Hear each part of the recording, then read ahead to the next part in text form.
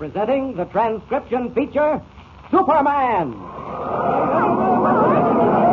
sky! Look! It's a bird! It's a plane! It's Superman!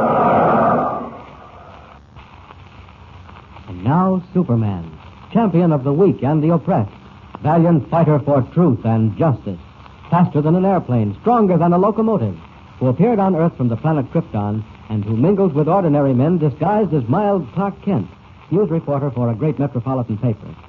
When we last saw them, Kent and young Jimmy Olsen, copy boy for the Daily Planet, had become even more deeply involved in the curious adventure of the stolen crown jewels, which had come to them utterly without warning on the railroad train. Flying home from Minorville, where they had been held by a fake telegram from the Yellow Mask, their plane had almost crashed in the powerful cross-current that drew them to the tower of a deserted skyscraper. But Kent managed to land safely, and they hurried to the railroad station to meet the incoming train, arriving just in time to see the mysterious girl, ally and assistant of the Mask himself, cross the waiting room and head toward the subway. But in the subway, the mystery suddenly deepened. Between stations, in the inky blackness of the tunnel, either by accident or design, the girl vanished into thin air, taking the jewels with her and leaving Kent and Jimmy completely baffled. As our story continues today, they have returned to the offices of the Daily Planet, and Kent has just finished telling his amazing tale to Editor White. Suddenly, he stops. Mr. White, is something wrong? You're pale as a ghost. Do you want some water? No, I'm all right, really. Just stay where you are, Jimmy. You sure? Jimmy's right, you are pale. Nothing but excitement, Kent. Believe me. What was that you were saying? About your plane. You say it crashed? Oh, no, it didn't actually, but we came mighty close to cracking up. It wasn't his fault, Mr. White. Mr. Kent's a swell pilot. Never mind that. Tell me exactly what happened. Well, someone stole the jewels from Jimmy's hotel room in Minorville. And then No, never mind that. Never mind. The plane. Well, as I said, I'd chartered this two-seater, and we were almost in. We could even see the Parkway Tower, Mr. White. Go on, Kent. All of a sudden, I ran into this curious crosswind. Drew me straight for the Parkway Tower. I tried everything, but I couldn't pull out of it. I saw that old tower coming closer and closer, and I was scared stiff. Well, there's nothing to be ashamed of, Jimmy. I was mighty scared myself. Then what happened, Kent? Well, I just barely pulled out of it, Mr. White. Missed the tower by an eyelash and landed in the Parkway Marsh. Good heavens. Narrow squeak, all right. I wasn't thinking of that. Of course, I'm thankful you escaped, but it's mighty curious. I'm afraid I don't quite understand. Coincidence. A simply amazing coincidence. Or possibly not a coincidence at all. Now, look here, Kent. What you've been telling me is almost exactly what I was going to tell you, just as soon as you'd finished. What do you mean? Airplanes out of control. Unaccountable crashes. Only you two got out of it. And the others? Well, the others aren't anywhere at all. And the curious part of it is, they were mixed up with jewels, too. Well, I still don't understand, Mr. White. Kent, this is a most amazing mystery. And here it is in a nutshell. During the past month, 4 planes coming into the city, specially chartered air expresses carrying valuable loads of jewels and precious stones, have never arrived. Never arrived, but you said they were coming into the city. Just so, Jimmy. Each of them was practically inside the city limits. Several thousand feet up, of course, in full communication by two-way radio. And then, suddenly, nothing. But that's not possible. Radio breaks off. Complete silence. And they never arrived. Cracked up? No. Vanished. Disappeared. But if they're that close, well, why can't people see them? That's the catch. Always, without fail, the accidents, if they are accidents, have happened on rainy, foggy nights. Low ceilings, poor visibility, as if someone had picked those nights deliberately. I see. And you think... I don't know what to think, Kent. But it suddenly flashed into my mind while you were talking that if the Yellow Mask is back of your own adventure, and you say he is... Oh, yeah, Mr. White, I saw him myself. Well, then, there's a possibility that he's back of this, too. I can hardly wait to see Wentworth. What? Why Wentworth? Hasn't he arrived from an hour yet? But he left there long before we did. Oh, yes, he's been back some time. He's been covering these mysterious disappearances and flying in this evening, very soon now, with the Air Express from the south. That's so. Well, I'll be glad to see Bill. He's been flying on various routes for a week. I couldn't see that it was proving anything, but he insisted that if he could find out what was happening, it would be the scoop of the year. Well, it certainly would. If the mask is mixed up in this, Mr. White, it's going to be plenty hard to uncover the story. Tell me, Mr. Kent, do you suppose Mr. Wentworth's found out anything? Yeah, he's due in half an hour, maybe sooner. And if he does know anything, we'll know about it soon enough. Mr. White, where's he coming in? Eastern Airport. Why, Kent? Where's he coming from? Garden City. It's from the southeast. Great Scott, I wonder... Wonder what, Mr. Kent? Nothing. Mr. White, I'm going down to the airport to meet Wentworth when he gets in. You don't mind, do you? Well, of course not, Kent. Go ahead. Hey, Mr. Kent, may I come too? Yes, come on, Jimmy. Even if we don't find anything, you'll at least get to see how an airport works. Well, good luck to you, Kent. It's a bad evening. Looks like more rain. I hope nothing happens.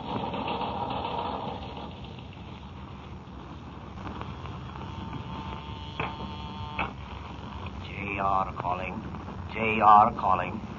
YM has received report from the southeast. All preliminaries have been successfully carried out. Weather station reports fog and rain. Visibility poor. Ceiling 400. Conditions are now perfect. Reception station reports plane coming in at 9,000. YM orders that all posts stand by for action.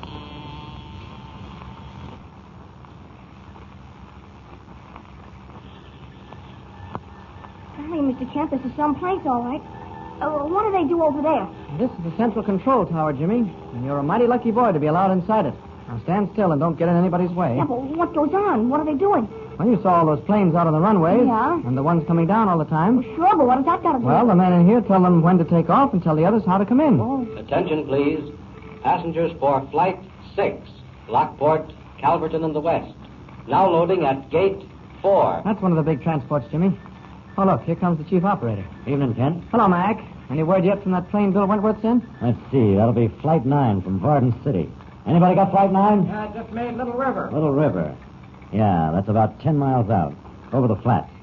Yeah, I'll be here any minute now. By the way, Kent, any news? You know. Nothing so far, Mac. But that's why we're here. Well, I hope you're here for nothing. But I don't know. What do you mean, Mr. Mac? Don't know. Same sort of a night, dark and foggy. Low ceiling. Hey, Chief. There's that beam again. Hold it and call the federal men. Quick. Now she's gone again. What's he talking about? Wild beam. You know how pilots ride the radio beam in, don't you? Oh, sure. Well, every once in a while, we pick up this beam that doesn't seem to come from anywhere. Just running wild. Coming in where there shouldn't be any beam at all. Is there no way of tracing it? Not much. That's why we try to get the federal operators to pick it up. I'd be able to plot it. Confound it anyway. What's the trouble, Mac? I don't like it, Kent. Is the boy all right? You mean Jimmy? Yeah. Can he keep things to himself? Well, of course I can. I'll answer for him, Mac. Well, this is it. You know about those missing planes. Mm-hmm. Well, we picked up that beam each time before it happened. Only on those nights? No, we've had it since. But every night there was a missing plane, we heard it. I don't like it, Kent. Flight 9 from Varden City, crossing Schuyler's Creek at 12,000. There's your plane, Kent. Coming in now. Come on over. I'm going to handle this from now on myself. Come on, Jimmy, and keep out of the way. Okay. Flight 9. Calling Flight 9. Come in, please. Flight 9, coming in at 10,000. Flight 9. Down to 8,000. What's he doing now, Mr. Kent? Telling the pilot what levels to come in at, Jimmy. That's so we won't interfere with anybody else. Mac, ask him how the weather is, will you? Yeah, sure. Flight 9. Please report on weather where you are now. Come in, please. Rain squalls, low fog, light easterly winds. Rain and fog, Kent.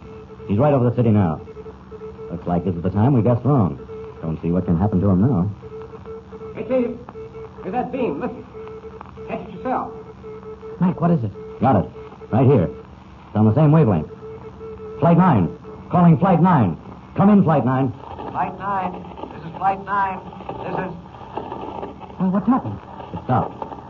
Flight 9. Calling Flight 9. Come in, please. Mr. Kent, what's happened? Well, Mac? Flight 9. Calling Flight 9. Come in, please. Come in. I'm afraid I didn't guess wrong after all, Kent. Wentworth's plane is gone. Just like all the others.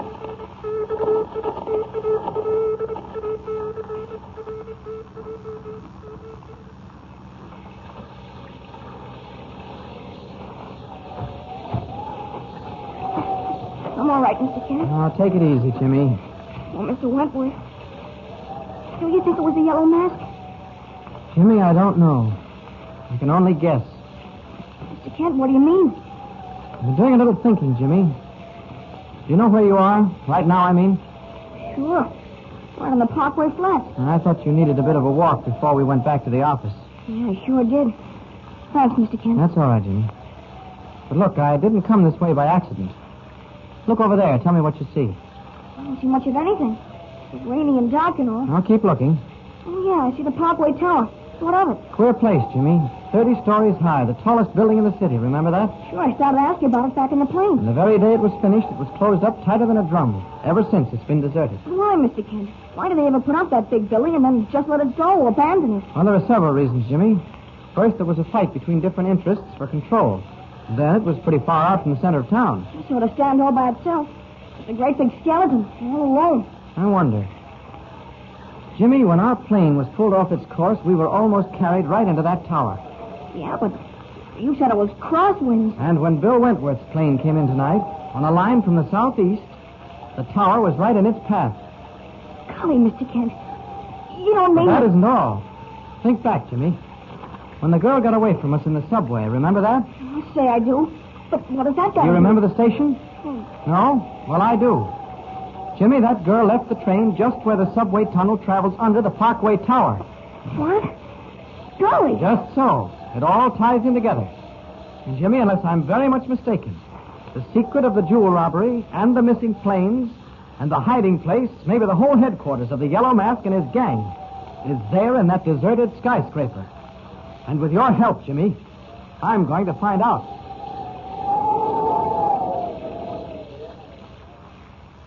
Amazed, Jimmy stands in the rain and stares toward the dim shaft of the Parkway Tower, hidden in coiling wreaths of fog. Is Kent right? Is it really the hiding place of the Yellow Mask? And what does Kent mean by asking Jimmy's help? What excitement waits in the dim corridors of an abandoned skyscraper? Tune in next time and follow the exciting story with Superman. And remember, tune in the next thrilling installment of the transcription feature, Superman.